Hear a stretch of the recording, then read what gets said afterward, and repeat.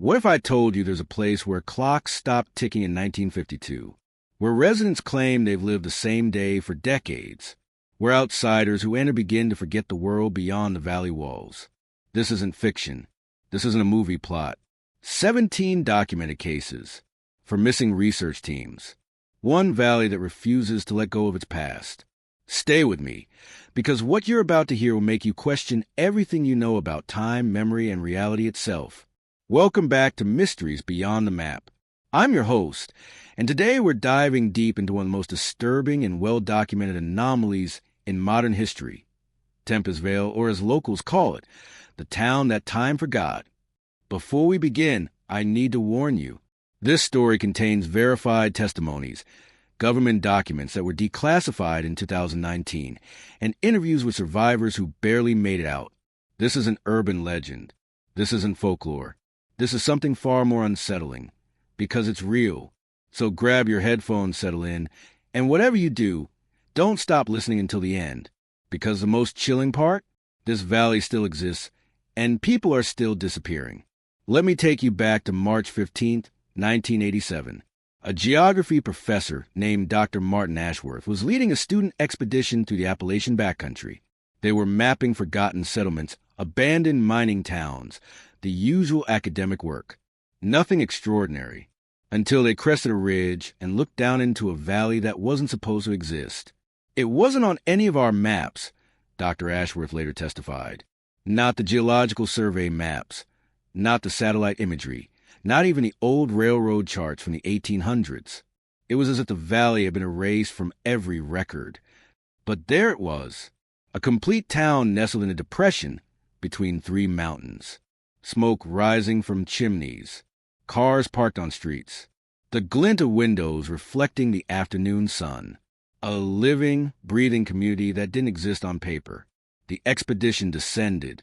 It took them 4 hours to reach the valley floor, and Dr. Ashworth noted something odd in his journal. Our watches began running slow approximately 2 hours into the descent. By the time we reached the town limits, they had stopped entirely. Digital and mechanical. All of them. They entered what appeared to be a perfectly normal 1950s American town. Main Street had a diner, a hardware store, a barbershop with the classic red and white pole. But here's where it gets strange. Everything was immaculate. The paint wasn't faded. The cars weren't rusted. The newspapers in the diner were dated October 3rd, 1952, but they looked like they'd been printed that morning. The residents welcomed them warmly. Too warmly, some students would later say. The mayor, a man named William Hutchins, invited them to stay for dinner at the town hall. "We don't get many visitors," he said with a smile that didn't quite reach his eyes. "In fact, you're the first in quite some time." "How long?" Dr. Ashworth asked. "Oh, hard to say. Time moves differently here. You'll see." They stayed for what felt like 3 days. The hospitality was genuine. The food was excellent. The beds were comfortable. But subtle wrongnesses began to accumulate. The same newspaper on every doorstep every morning. The same weather, crisp autumn air despite it being March. The same conversations, repeated with slight variations. One student, Rebecca Chun, kept a detailed diary. Her entries became increasingly frantic. Day 2. Asked Martha at the diner when they get fresh deliveries. She looked confused. Said they've always had everything they need. Day 3. The same people are wearing the same clothes.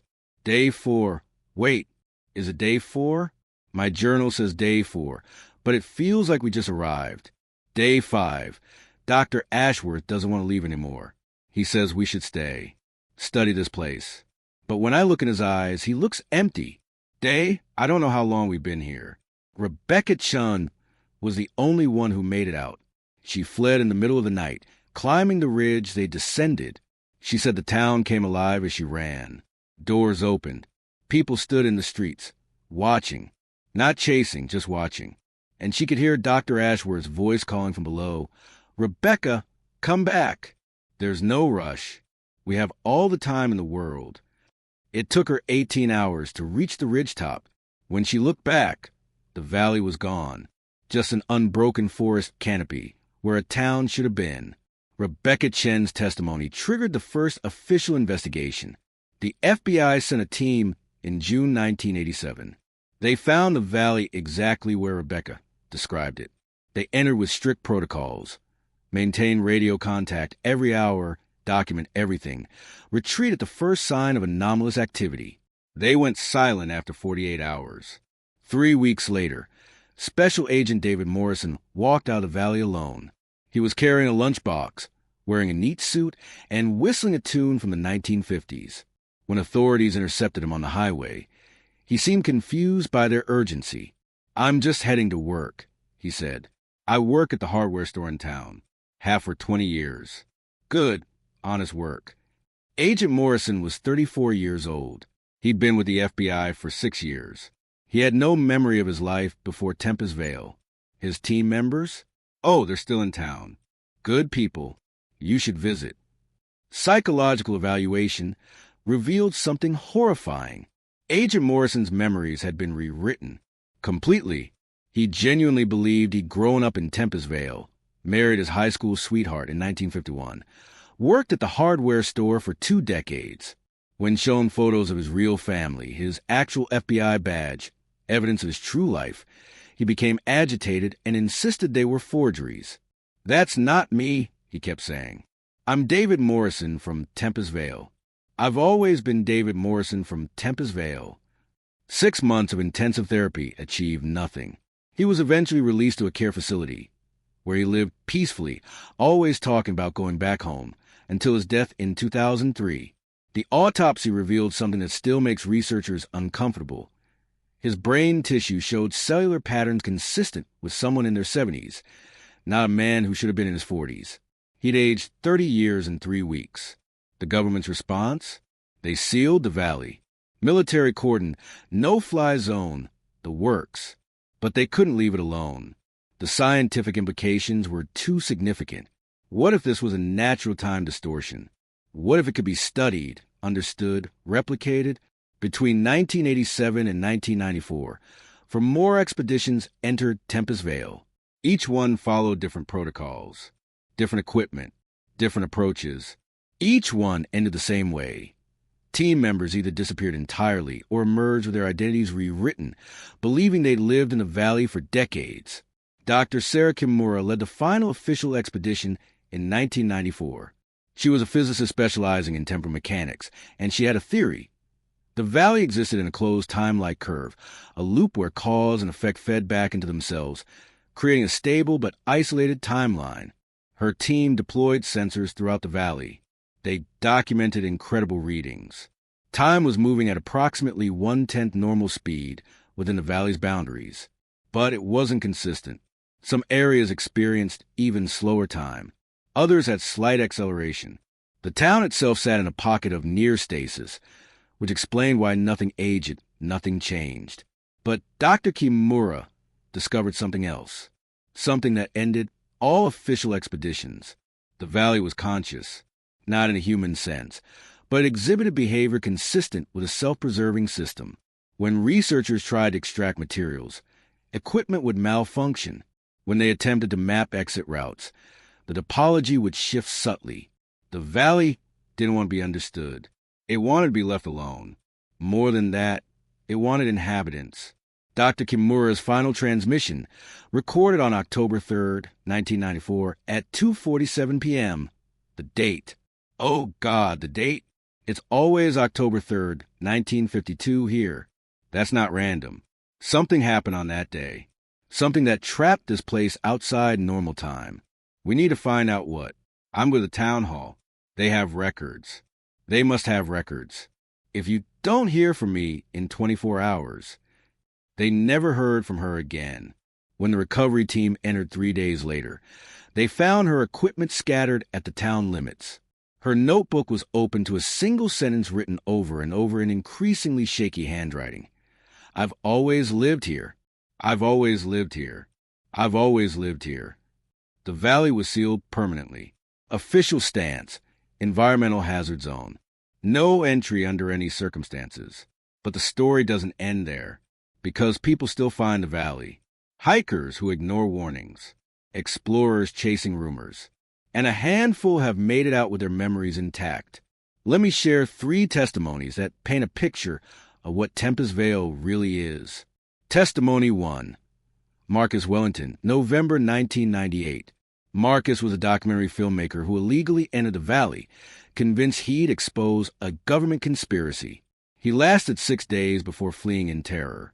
The people aren't hostile, he told interviewers. That's what makes it so wrong. They're genuinely happy. Content. They go to work, come home, have dinner with their families, go to bed, and wake up to do it all again. The same day. October 3rd, 1952. They don't realize it's the same day. Each morning feels fresh to them. I talked to a man named Joseph. He told me about his son's baseball game that afternoon. So proud. Couldn't stop talking about it. The next morning, he told me the exact same story with the exact same excitement. Word for word. The same inflections. The same hand gestures. I asked him, "Didn't you tell me this yesterday?" He looked at me like I was crazy. "Yesterday? Son, the game is this afternoon. You should come watch." That's when I understood. They're not trapped. They're not suffering. They're in a perfect loop of a perfect day. And they don't know anything is wrong. But here's the nightmare. I could feel it pulling at me. By day 3, I was starting to forget why I came. By day 5, I was thinking about getting a job at the factory. By day 6, I could barely remember my life before.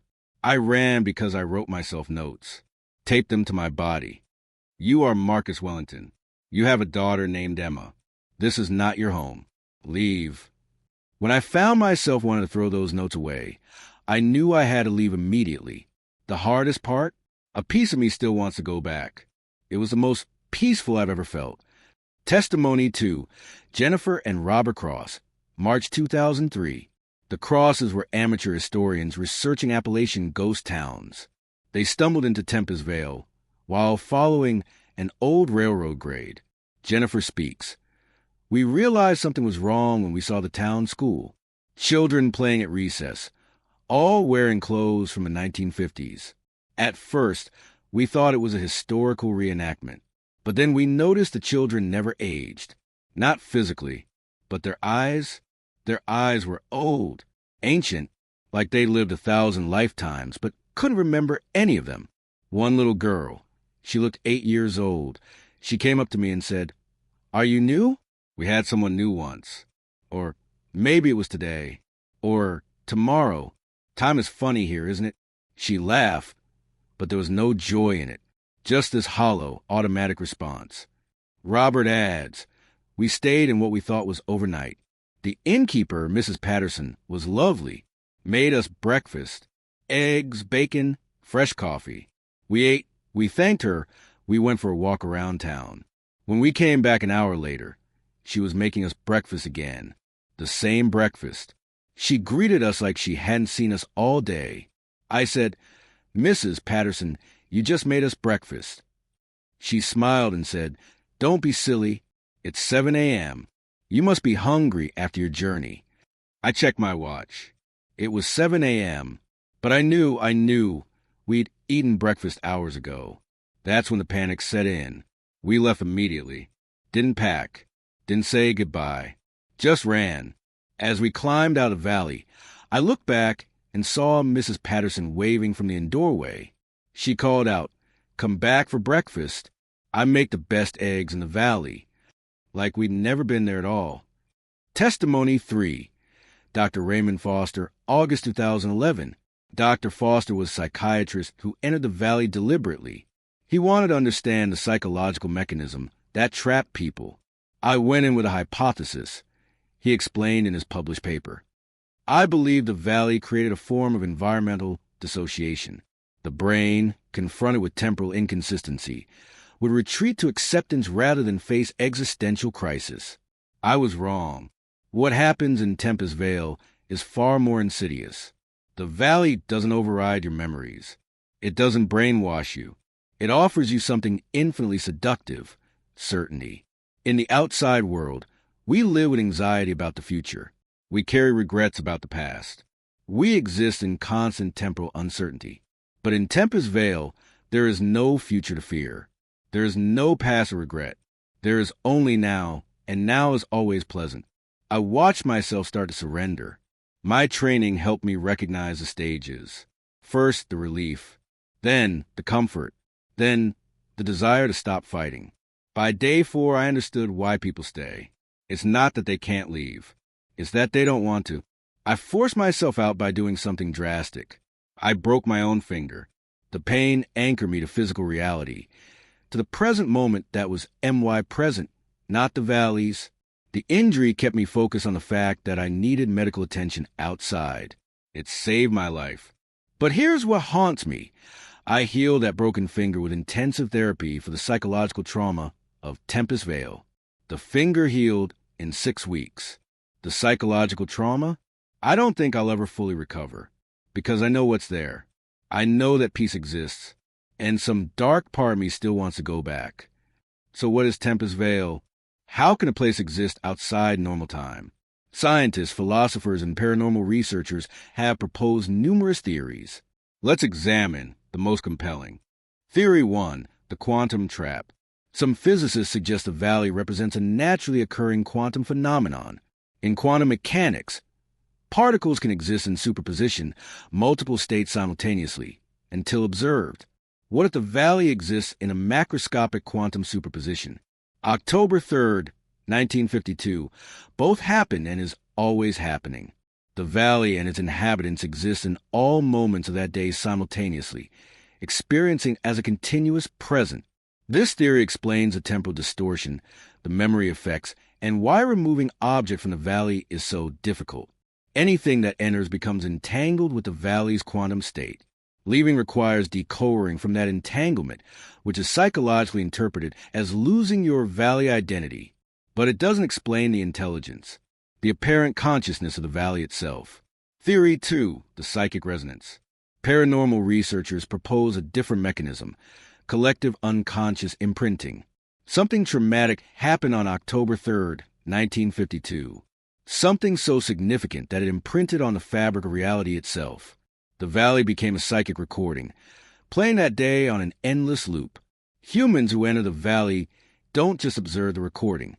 They become part of it. Their consciousness merges with the psychic imprint, and they begin living the recorded day as if it were their own life. This theory explains a memory rewriting and the feeling of contentment witnesses describe. You're not living your life anymore. You're living the recorded life of someone from 1952, someone who had a good day, a day worth preserving forever. But critics ask, whose day? Who was the original person experiencing October 3rd, 1952, in such a perfect way that it trapped an entire valley in time? Theory 3, the experiment gone wrong. The most disturbing theory comes from declassified documents suggesting government experiments in temporal manipulation during the early 1950s. Project Kronos, a secret Cold War program, allegedly attempted to create time shelters, places that could survive nuclear war by existing outside normal temporal flow. According to this theory, TEMPUS VALE was a test site. On October 3rd, 1952, they activated their experimental device. It worked too well. Instead of creating a controllable time shelter, they created a permanent temporal bubble. The town and its inhabitants became trapped in the moment of activation. This theory explains the 1952 date, the governmental knowledge of the valley's existence, and why it's been sealed rather than studied openly. It also raises horrifying questions. Were the original inhabitants volunteers? Did they know what would happen? Are they still conscious somewhere inside the loop, aware but unable to break free? Theory 4, the living nostalgia. Here's a more philosophical interpretation. What if TEMPUS VALE isn't a place, but a concept made manifest? Humanity's collective yearning for the good old days. The 1950s represent, in American mythology, a simpler time. Safe neighborhoods, stable jobs, clear values, community bonds.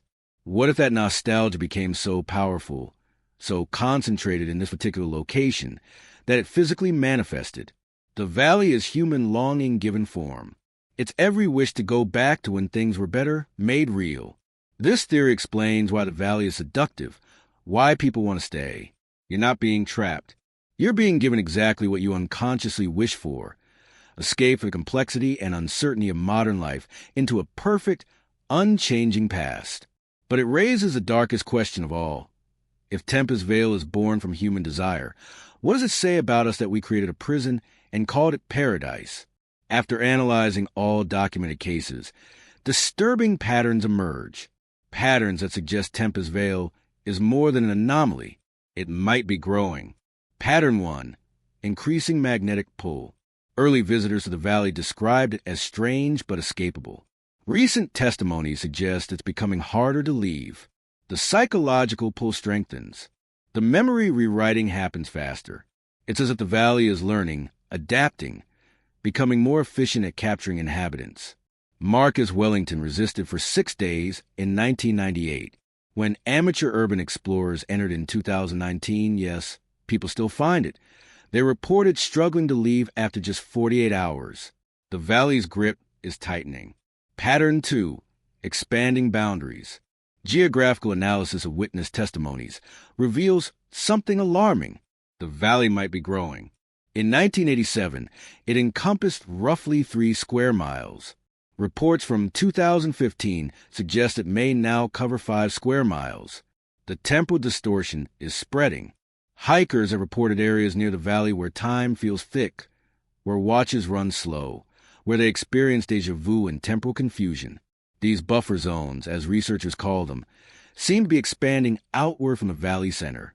If this pattern continues, at what point does the valley's influence reach beyond the mountain range? Could nearby towns start experiencing temporal effects? Could the loop begin pulling in people who never even entered the valley? Pattern 3. The multiplying population. Here's something that keeps researchers awake at night. Census data from witness testimonies suggest the valley's population is increasing.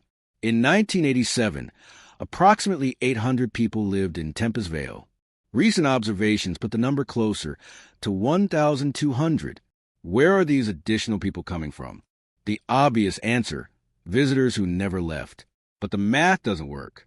Even accounting for all known missing persons associated with the valley, the population has grown by hundreds. Either the valley is creating people, copying residents to sustain itself, or there are far more missing persons than we know about. One researcher proposed a chilling possibility.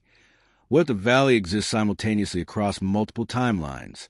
What if there are thousands of versions of Tempus Vale, each one trapping visitors from different realities? The population we observe is just one iteration, one branch in an infinite tree of trapped towns. Pattern 4. The communication attempts. Most disturbing of all, the valley seems to be trying to communicate. Several recent witnesses report receiving messages, not through speech, but through environmental phenomena. Birds arranging themselves in patterns, clouds forming words, street signs appearing where none existed before, pointing outward with slogans like "stay" and "home" and "forever." One witness photographed graffiti on a wall that wasn't there hours earlier. "We remember October 4th. Help us remember October 4th." Think about that. The residents are trapped in October 3rd, eternally reliving that day. But something deep within them remembers that another day should follow. October 4th. They're aware enough to know they're trapped, but not aware enough to escape. They're asking for help in the only way they can. Which brings us to now. 2025. Tempus Vale still exists. The cordon remains in place. But the digital age has complicated containment. Satellite imagery occasionally captures a valley, showing a town that shouldn't exist. These images get leaked online, sparking conspiracy theories and attracting explorers. The government routinely scrubs these images, but they can't catch everything. Online communities dedicated to finding the valley have formed. They share maps, coordinates, strategies for bypassing security. It's become a dark tourism destination, a challenge for thrill seekers. Can you find the town that time forgot? Can you escape? Most don't escape. In 2021, a group of 5 YouTubers entered the valley despite warnings, filming everything for content. Their channel went silent mid-upload. The last video shows them walking down Main Street, marveling at the vintage cars and architecture. The final frame is frozen on one of them smiling at the camera, saying, "Guys, I think we should stay here a while. This place is perfect." That video has 4.3 million views. The comments section is full of people trying to identify the location. wanting to visit themselves. They don't understand that those 5 people are still there, living October 3rd, 1952, over and over, thinking each day is their first day in this charming mountain town. Local authorities near the valley report increasing numbers of missing person cases. Hikers, adventurers, even locals who've lived in the area for generations suddenly vanish.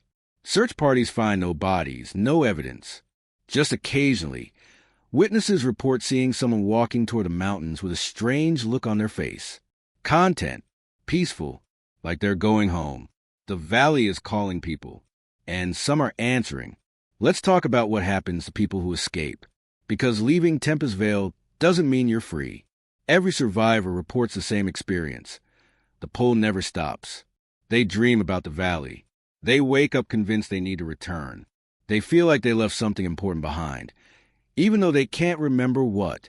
Some have returned voluntarily. Rebecca Chun, who first exposed the valley in 1987, disappeared in 2002. Her apartment was found abandoned. Packed suitcase by the door, note on the table reading simply, "I'm going home." Dr. Raymond Foster, the psychiatrist who documented his experience, lives in a facility now, not because he's dangerous, but because he can't be trusted not to return. He's tried 3 times. Each time, he's found on the highway heading toward the mountains, sometimes miles from where he started, with no memory of how he got there.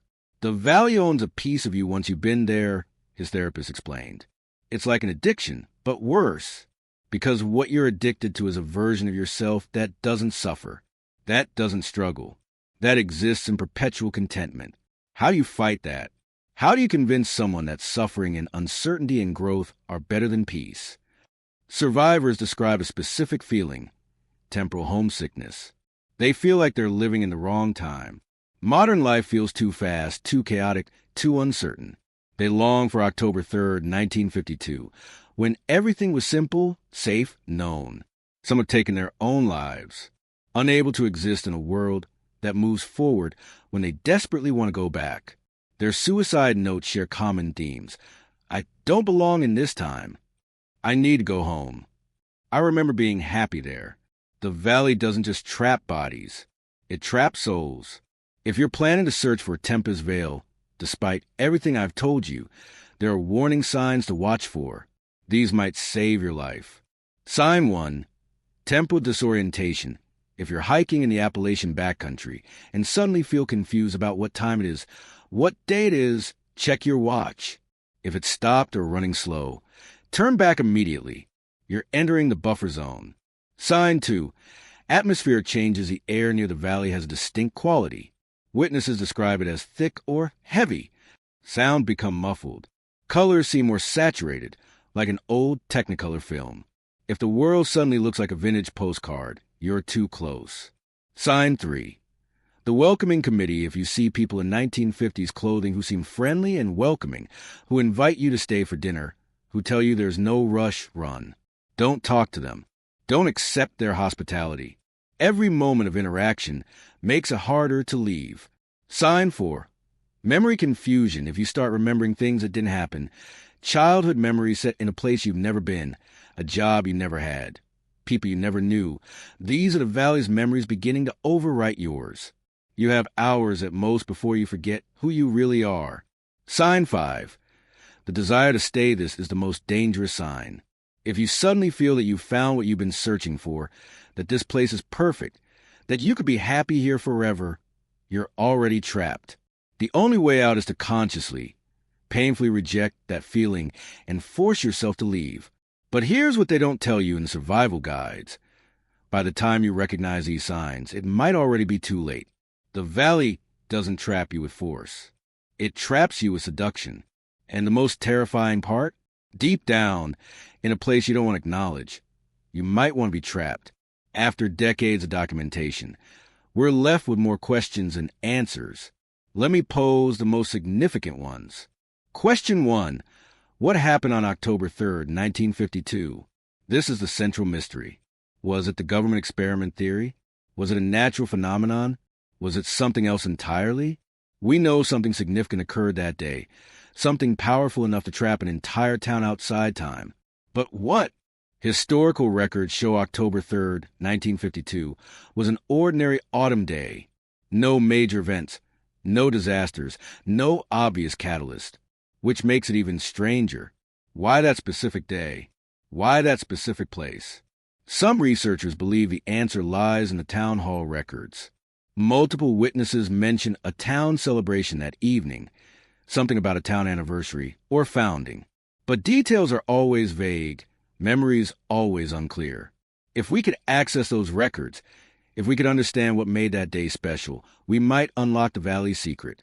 But accessing those records means entering the valley, and no one who's gone looking has come back with answers. Question 2. Can a loop be broken? Is Tempus Vale permanent? Or is there a way to free the trapped inhabitants?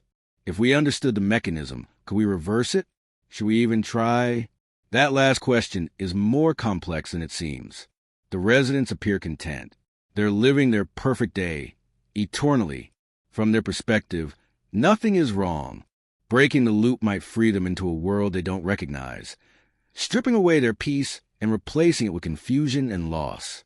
Is that rescue or cruelty? Dr. Kimura, before she disappeared, theorized that the loop might be breakable if you could make the residents aware that October 4th should follow. Create enough cognitive dissonance that the timeline fractures and time resumes its normal flow. But no one successfully tested this theory. And given the valley's apparent consciousness, it might defend against such attempts. Question 3. Are there other Tempus Vales? This is what keeps government officials up at night. Is this valley unique? Or are there others? Could there be dozens of trapped towns scattered across the world, each one existing in its own temporal bubble, each one slowly expanding? Unconfirmed reports from Russia, Brazil, and Tibet describe similar phenomena. Places where time moves strangely, towns that appear on no maps, residents who seem disconnected from the present. But none have been documented as thoroughly as Tempus Vale. If these other locations are real, what does it mean? Is this a natural phenomenon occurring worldwide? Or worse, were there other experiments, other attempts to trap time, each one creating its own pocket of frozen history? Question 4. Is the valley growing stronger? All evidence suggests the valley's influence is increasing. Its boundaries are expanding. Its psychological pull is stronger. Its ability to rewrite memories is faster. Why? Is it feeding on trapped inhabitants, growing stronger with each person it captures? Is it evolving, learning, becoming more efficient at its purpose? Or is something else happening, some natural progression we don't understand? And most frightening, is there a tipping point, a moment when the valley becomes so powerful that it can reach out and pull people in from hundreds of miles away? Could it eventually trap the entire region, then beyond, creating an ever-expanding bubble of frozen time that slowly consumes the world? Question 5. What do the residents really experience? We know what survivors report. We know what outsiders observe. But what about the people who've lived in the loop for decades? What's their subjective experience? Do they experience each October 3rd as new and fresh, truly believing each day is unique? Or is there some deeper awareness, a part of them that knows they've lived this day thousands of times, that screams silently behind the contentment? That graffiti message haunts me. We remember October 4th. Help us remember October 4th. It suggests consciousness beneath the surface, awareness trapped under layers of temporal distortion, souls that know they're imprisoned but can't break free. If that's true, then Tempus Vale isn't a peaceful paradise. It's a hell of perfect repetition, where the worst torture is not knowing you're being tortured. So here we are at the end of this journey into the valley that time forgot, and I need to ask you something directly. If you found Tempus Vale, would you enter? Before you answer, really think about it. Imagine your life as it is now. The stress, the uncertainty, the endless forward march of time that brings aging, loss, change. The anxiety about the future, the regrets about the past, the constant struggle to find meaning in a chaotic world. Now imagine a place where all of that stops, where every day is pleasant, where you have a role, a community, a purpose, where nothing bad ever happens because the day resets before anything can go wrong, where you're not moving toward death but existing in a perfect, eternal present. Would you enter? Would you stay? I've interviewed dozens of survivors, and they all say the same thing. Part of them wishes they'd never left. They're free now, living in the real world, but they carry the memory of that peace. And nothing in this fast-moving, unpredictable, often painful reality matches the simple contentment of October 3rd, 1952. Maybe that's the real horror of Tempus Vale. Not that it traps people, but that it offers something we desperately want. Relief from time itself. Relief from progress, change, mortality. The valley is terrible not because it's a prison, but because the prison is so comfortable we might choose it willingly. The government has sealed the valley. They patrol the perimeter. They scrub satellite images. They've classified documents and silenced witnesses. But they can't seal the idea of it. They can't erase the knowledge that somewhere in the Appalachian Mountains, there's a place where time stopped, where people live in eternal autumn, where you can escape everything wrong with the modern world. And every year, a few more people go looking for it. Some get turned back at the perimeter. Some get lost in the wilderness. And some find exactly what they're looking for. They walk down Main Street of a town that shouldn't exist. They meet friendly people who welcome them warmly. They have dinner at the diner, sleep at the inn, wake up to a beautiful October morning. And they never leave. They become part of the loop, living October 3rd, 1952, forever. From their perspective, they're not trapped. They're home. They made it. They found the place where time can't hurt them anymore. But here's what I believe after years of researching this phenomenon. Tempus Vale isn't just a place. It's a warning. It's showing us what happens when we try to stop time, when we refuse to move forward, when we cling so desperately to a perfect moment that we trap ourselves in it. It's a mirror reflecting humanity's deepest fear, that change will destroy us, that the past was better, that we've lost something we'll never get back. The valley is what we become if we stop growing, stop changing, stop moving into the uncertain future. It's comfortable. It's safe. It's death disguised as peace. And the scariest part? I understand the appeal. God help me.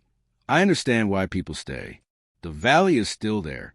Right now, as you listen to this, people are living October 3rd, 1.